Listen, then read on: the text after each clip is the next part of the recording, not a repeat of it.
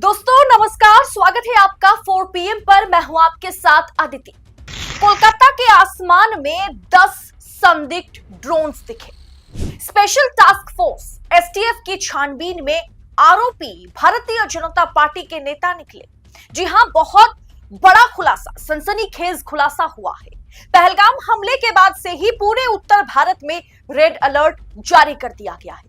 उत्तर पूर्व में कोलकाता में हाई अलर्ट जारी रहा। काफी समय तक चप्पे चप्पे पर पूरे देश में खोजबीन जारी है। देश विरोधी गतिविधि में शामिल पाकिस्तान के 100 से ज्यादा एजेंट्स भी पकड़े जा चुके हैं और ये खोज मतलब छानबीन अब भी जारी है। इस बीच पिछले हफ्ते में देर रात के अंधेरे में कोलकाता के आसमान में रहस्यमयी ड्रोन्स दिखे। 8 से 10 ड्रोन्स दिखे। कोलकाता में ईस्टर्न डिफेंस हेडक्वार्टर्स के पास नो फ्लाइंग जोन में ड्रोन देखे गए, जिसके बाद से कोलकाता पुलिस पर हाई अलर्ट जारी कर दिया गया। कोलकाता पुलिस हाई अलर्ट में थी और इस घटना के ठीक 6 दिन बाद पश्चिम बंगाल में एक ऐसा घटना होता है। पश्चिम बंगाल से एक ऐसी खबर आई है जिसे आप सुनेंगे तो हैरान हो जाएंगे। कोलकाता पुलिस की स्पेशल टास्क फोर्स ये ड्रोन्स कहां से आए, इस पर इन्वेस्टिगेशन कर रही थी और एसटीएफ के हाथ क्या लगी आपको पता है। मैं हवाई बातें नहीं करती। दिए इंडियन एक्सप्रेस की खबर देखिए आप। BJP youth wing leader arrested with illegal ammunition in Kolkata. Kolkata में भाजपा युवा विंग का नेता अवैध गोला बारूद के साथ गिरफ्तार। बहुत बड़ी खबर है दोस्तों। किस तरह से भारतीय जनता पार्टी के भीतर ही देश विरोधी काम करने वाले लोग हैं, पाकिस्तान के एजेंट्स घुसे हुए हैं, ये सबने देखा। भाजपा की युवा शाखा भारतीय जनता युवा मोर्चा भाजयुमो के एक नेता को कोलकाता पुलिस के विशेष कार्य बल यानी स्पेशल टास्क फोर्स एसटीएफ ने रविवार देर रात शहर के कोलकाता के स्प्लैनेड इलाके से अवैध गोला बारूद और बंदूक के साथ अलग अलग तरीके के बंदूकों के साथ गिरफ्तार किया। आरोपी जो है नाम है रामकृष्ण माझी, जो पूर्वी बर्धमान जिले के ग्राम ब्लॉक के भाजुमो यानी भारतीय जनता पार्टी युवा मोर्चा के कार्यकारी अध्यक्ष है। जी हां, एसटीएफ ने बताया कि आरोपी के पास से कुल 120 गोलियां बरामद की गई हैं। पूर्व बर्धमान पुलिस ने बताया कि आरोपी को रविवार शाम एसटीएफ से सूचना मिली थी कि केतुग्राम के कुलुन गांव का निवासी रामकृष्ण माझी अवैध गोला बारूद लेकर के बंदूक लेकर के कोलकाता जा रहे थे। एसटीएफ ने एक बयान में कहा कि रामकृष्ण माझी के पास 100 से 120 गोलियां, 8 mm कैलिबर की बंदूक थी, 207.65 mm कैलिबर की बंदूक थी और साथ में बारूद भी। दोस्तों सोचिए, नेशनल मीडिया पर कोई खबर नहीं है, इसका कहीं पर भी जिक्र नहीं है, क्योंकि पकड़े गए आरोपी का नाम रामकृष्ण माझी है, आली मोहम्मद खान नहीं है। ऊपर से भाजपा के युवा मोर्चा के कार्यकारी अध्यक्ष है। जी हां, 5-6 दिन पहले कोलकाता के आसमान में सेना हेडक्वार्टर के पास सस्पिशियस ड्रोन्स देखे गए और उसके कुछ दिन बाद ही भाजपा नेता का बर्धमान से गोली बंदूक बारूद के साथ कोलकाता राजधानी पहुंचना। अब दोस्तों पता नहीं कि कोलकाता में क्या कुछ होने वाला था या क्या कुछ होने जा रहा है, और भारतीय जनता पार्टी के नेता का इन तमाम चीजों में शामिल होना, उनके पास से ये सब बरामद होना, ये बहुत बड़ी खबर है।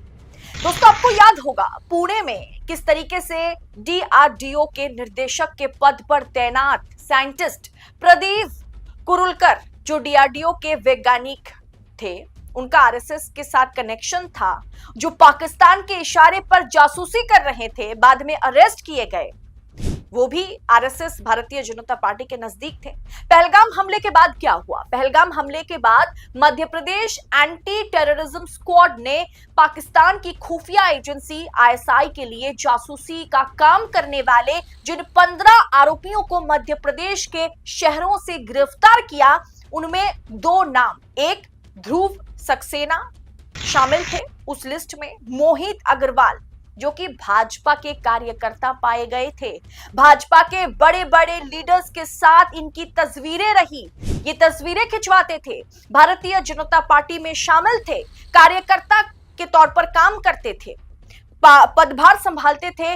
भाजपा के तत्कालीन मुख्यमंत्री मध्य प्रदेश के शिवराज सिंह चौहान के साथ कई प्रोग्राम्स में नजर आते थे और अब बंगाल में भारतीय जनता पार्टी के युवा नेता पकड़े गए।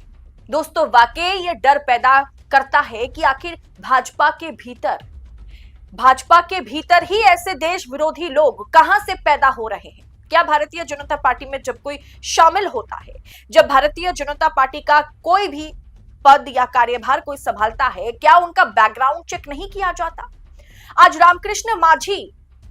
अगर रामकृष्ण मांझी की जगह पर आज कोई मुस्लिम होता, कोई अली मोहम्मद खान होता, तो ममता सरकार बांग्लादेशियों को शरण दे रही है, ममता सरकार जो है तुष्टीकरण की राजनीति करती है, फलाना है ढिमकाना है, यही करती रहती मीडिया। और अगर आरोपी किसी विपक्षी पार्टी के युवा नेता होते तो सोचिए, पार्टी प्रमुख और पता नहीं किन किन को देशद्रोही करार दिया जाता।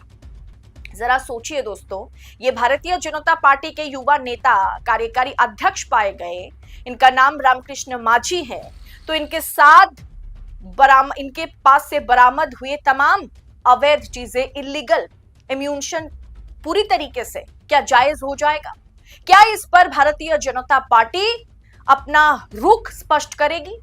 क्या भारतीय जनता पार्टी के प्रमुखों से सवाल पूछा जाएगा कि आपकी पार्टी के भीतर इन तमाम चीजों, सिर्फ एक घटना तो नहीं है ना, इन तमाम घटनाओं को गिना करके क्या उनसे सवाल पूछा जाएगा? दोस्तों, सोचने और समझने वाली बात यह है कि गोदी मीडिया, नेशनल मीडिया इस पर खामोश है, इस पर चुप है। दोस्तों, जिस इलाके में, जिस शहर में, जिस राजधानी कोलकाता में एकदम डिफेंस हेडक्वार्टर के आसपास 10 संदिग्ध ड्रोन्स 5-6 दिन पहले देखे गए और 5-6 दिन बाद भारतीय जनता पार्टी के कार्यकारी अध्यक्ष जो है वो गोली बारूद और बंदूकों के साथ, अलग अलग एमएमएम के बंदूकों के साथ वो कोलकाता पहुंचते हैं। पता नहीं और कितने लोग होंगे इसमें शामिल, पता नहीं क्या होने जा रहा था पश्चिम बंगाल की राजधानी कोलकाता में, जिसमें से एक आरोपी तो गिरफ्तार हुए, एसटीएफ ने अच्छा काम किया और जिस आरोपी को उन्होंने पकड़ा है तो भारतीय जनता पार्टी के कार्यकारी अध्यक्ष निकले। फिलहाल दोस्तों, इस पूरे विषय पर आपकी राय क्या है? और ये कोई एक घटना नहीं, इन तमाम घटनाओं के जरिए इतना तो साफ है कि जितने भी पाकिस्तानी एजेंट्स हैं, आईएसआई को मदद करने वाले लोग हैं, देश विरोधी कार्यकलाप करते हैं या देश को कहीं ना कहीं अशांत करने की प्रयास में लगे हुए हैं, वो एक के बाद एक भाजपा के साथ उनका कनेक्शन जो है वो सामने आ रहा है। फिलहाल इस पूरे विषय पर आपकी राय क्या है? आप एक जिम्मेदारी नागरिक होने के नाते इस पर क्या विचार रखते हैं? कमेंट बॉक्स में अपनी राय हमारे साथ साझा जरूर कीजिएगा। ऐसी तमाम खबरों को लगातार पाने के लिए 4 PM के साथ बने रहें। फिलहाल मुझे दीजिए इजाजत। बहुत बहुत शुक्रिया आप सभी का। जय हिंद, जय भारत।